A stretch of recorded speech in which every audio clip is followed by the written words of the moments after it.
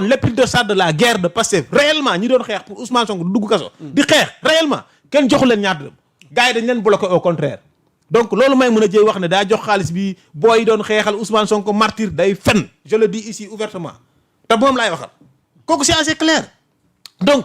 loolu yëpp Ousmane Sonko bàyyi waxu ko ba pare dugg ci ay Mimi Touré daa demoon CSE de foofu 2 milliards na wax ci 5 milliards u may mën a jëy yi non na wax ci Mimi Touré c'est normal 2 milliards 100 millions xaw ma may mën a jëy 5 milliards ministère de la femme c'est xam ne c'est de l'argent public moom ci boppam mu jël 3 milliards de l'argent les fonds jàmm là pour la Casamance di ci jëndee ko oto réparer ay bâtiment par rapport ak li muy wax Casamance jak Habib Sy jëkkër Yacine Fall 86 milliards lañ ko accusé plus les 37 milliards yi nga xam ne moom la kii c'est de Ager ba nga xam ne pôle judiciaire Ager bi dinañ ci ñëw mais voilà pour terminer ci fonds secret saisine bi am nag au conseil constitutionnel fan la wan ne bu jekki gëtam pourquoi saisine non la saisine c'est quoi c'est que on élargit xam nga la fonction du président de la République nee naa la président nekkul benn waay nii te yi ñuy voté nii mënta viser Diomaye État mënta voter loi contre son président c'est pas possible mënul nekk donc il faut ñu saisir assemblée nationale kat laaj leen ndax ñii ci lu ñu nekk est-ce que du yàq fonctionnement état bi est-ce que du dem ci ay questions sécurité nationale xawi sutura secret wu Sénégal est-ce que du dem ci loo xam ne mën naa jaare foofu yàq Sénégal ba foofu parce que tey mën nga wax Diomaye waa Touba dañoo am magal Diomaye jox na leen 20 milliards waa Tivaouane am kii gàmmu ñu ne Diomaye jox na leen 5 milliards waa Tivaouane jóg ni lu tax ñu jox Touba 20 milliards jox ñu 5 milliards c'est un exemple mën naa tëj dëkk bi waa Kaolack bu ñu defee noonu nag mënut a tëj dëkk bi ak caisse boobu noonu dafa nekk une caisse de l'État du Sénégal pour régler des problèmes déggoo Idrissa Seck dafa ne Abdou Diouf a gagné la confiance de Senghor à partir des fonds secrets parce que dafa dencoon Abdou Diouf xaalis ba mu des 1 milliard 500 mu ne am Serigne seet si ko wax ko benn soxla mu yor 1 million xamatul nu muy def te war a jox Serigne bi 3 millions moo xam ne Senghor yor 2 millions jox Serigne bi 2 millions yi bindal ko benn bout de papier ne ko demal ci Abdou Diouf mu dem ci Abdou Diouf mu ne Abdou Diouf donne le 1 million 500 mille qui te reste Serigne bi daa ñëw Abdou Diouf xëcc tiroir bi yëkkati 1 million 500 mille compté ko jox ko Serigne bi mu am 3 millions 500 mille dem mais Abdou Diouf bu lekkoon 1 million 500 mille bi Senghor dootu ko wóolu dootu doon président ba faw ok voilà c'est ça ok ñu ñëw nag ci coowal Azer boobu nga tudd defe naa ni nag moom information judiciaire bi ubbeeku na waay pour ñu leeral via le parquet judiciaire et financier fan la wan nañ di mu jékki gëtam nag moom la askan wi di xaar par rapport nag ak li ñuy xaar ci autorité yi ci mbir mi ngir mu leer bon la première des choses dagguma la sax nga jégal ma savez quand un procureur financier ouvre une enquête judiciaire oui képp kuy journaliste wala loo mënti doon lépp loo yoroon ci ay information wala ci ay invitation tout doit être arrêté parce que dafa ubbi une information judiciaire ce qui fait que ce que Moustapha Diop a fait le procureur financier mën na ko woo ci koo xam ne yaa ngi jéem a def rétention wala recel wala jéem a élargir dossier bi de telle sorte que dinaa laxas foo xam ne kenn xamul parce que dem na ba laxas ay ambassadeur Sénégal bi nekkoon Espagne laxas directeur général Ager ainsi de suite des trucs comme ça pourquoi le gars là a attendu après tant d'années procès boobu noonu Moustapha les journalistes non c'est pas son rôle dafa bu fekkee enquête amul bu fekkee enquête amul non il y a une enquête non il n'est plus dans la quête de l'information bu fekkee ne ubbiwuñu enquête moom il peut être dans la quête de l'information mais dès que l'enquête est ouverte mënoo jël une partie nga jox ko micro mu wax loo xam ne day jaxase xelu nit ñi parce que le gars est passé complètement à côté wax na lépp sauf wax ne 37 milliards fii la jaar dafa ne xaalis bi nañ ko dépenser mais ban xaalis fan la ne donc loolu mu permettre kooku il doit être convoqué pour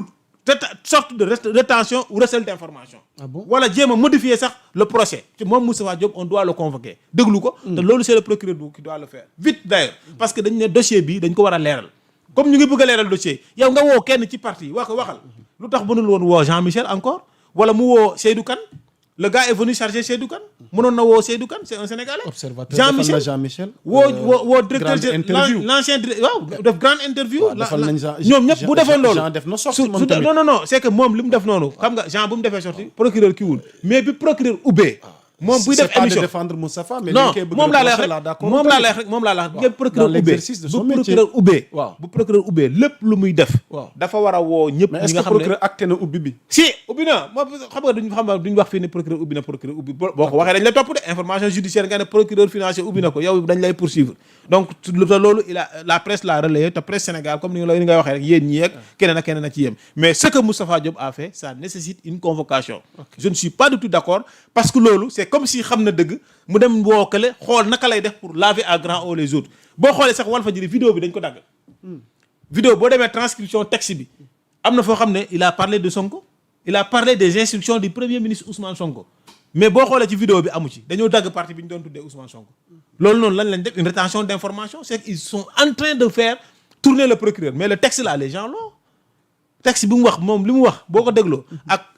Walfadjri da lay wóor ne Walfadjri am na partie bu ñu dagg boo xam ne daf ne c'est des instructions du premier ministre Ousmane Sonko ci telle chose mais fa partie boobu da jàll ci vidéo bi mais ci texte bi jàll la donc qu'est-ce qu'ils ont fait là-bas loolu ça nécessite une poursuite mais quand ils pensent que la justice ñi dañoo def ñu ngi nax seen bopp te loolu ñun ñu ko gis xamal ne justice gis na ko alors lii nag dafa nekk aussi un problème boo xam ne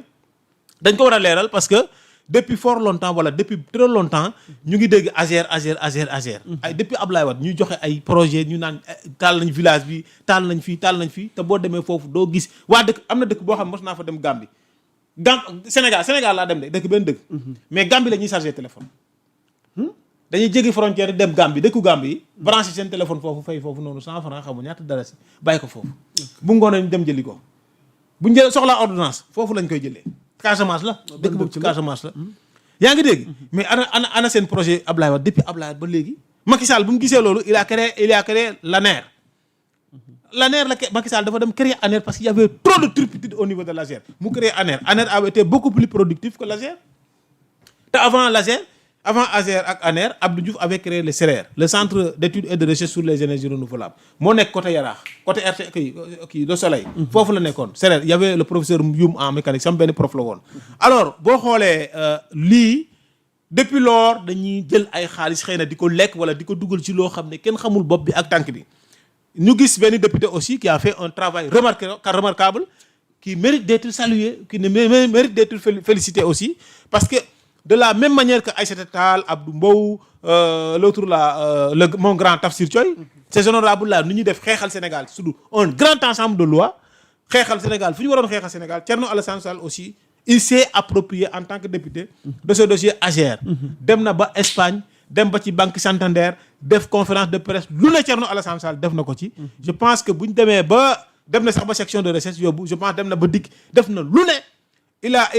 frôlé toutes les plaintes même waa kii sax waa kii ne woon nañ dañuy porter ci dernière sortie bi nee dañ koy porter plainte mais kenn portewul plainte Thierno Alassane Sall résultat tey ñu ubbi enquête je pense que il faut féliciter le député honorable député Thierno Alassane Sall il est à féliciter maintenant ñu permettre presse bi aussi que la presse reste en dehors de cette enquête là qui est ouverte loolu ñu jéem a def di nasaxal xelu nit ñi di woo ay nit tubaab bi fële la nekkoon Espagne ne dem toog foofu rek heure bu ñu ko soxlaa dinañ ko woo Sely Kane c'est un Sénégalais boo ko woowee mu ñëw Jean-Michel mu ngi fi keneen ak keneen ak mu ngi fi maintenant le dossier là c'est lié à la 14e législature de la 14e législature le président de la commission énergie de la 14e législature il s'appelle Abass Fall actuel maire de Dakar te c'est cette 14e législature qui a validé ce marché là avant Diomaye di nekk président avant Jean-Michel di nekk li nga xam ne mooy directeur général u AGER donc pour régler ce problème là il faut aller jusqu'à la 14e législature et aller au niveau de la commission énergie de l'Assemblée nationale bi nga xam ne ñoom ñoo waroon toppatoo dossier boobu toppatoo ko nu ñu ko waree commission boobu Abass Fall moo ko jiite woon maire Dakar actuellement donc nañu leeral affaire bi mu leer man loolu laa gis même bu muy jël maire bi ci Dakar ci Barthélémy Dias dama ne Abass warta jël maire bi te en dehors de ça l'affaire des fonds lié à la 14e législature des 37 milliards de l'ASER boo moytu dina ko perte loo assemblée kii dina ko perte loo fële mairie de Dakar kooku moom c'est assez clair donc dina ko perte loo mairie de Dakar waaw parce que si bu fekkee da cee laal dañ koy nuus nga procureur bi bu fekkee gis na ne Abass Fall laal na ci xaasu nuus lañ koy jàpp kooku moom amul sax ki fii la xaar ma yàlla ñoom ñëpp la nag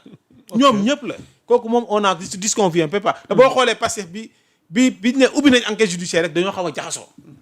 boo xoolee seen conférence de presse gars yi dañuy wax di juum xamuñu sax lu ñuy wax. waaw ci conférence de presse boobu. voilà enchaîner vite fait ndax waxtu waa ngi dem. noo jàngatee seen sortie bi je pense que indi nañ assez d'arguments suite à la sortie de Sokhna Aminata Touré mais surtout Birame Souleye mi ñëpp gëjoon a gis jàpp ni ci lan la nekk dafa demul am na leer lii mu apporté par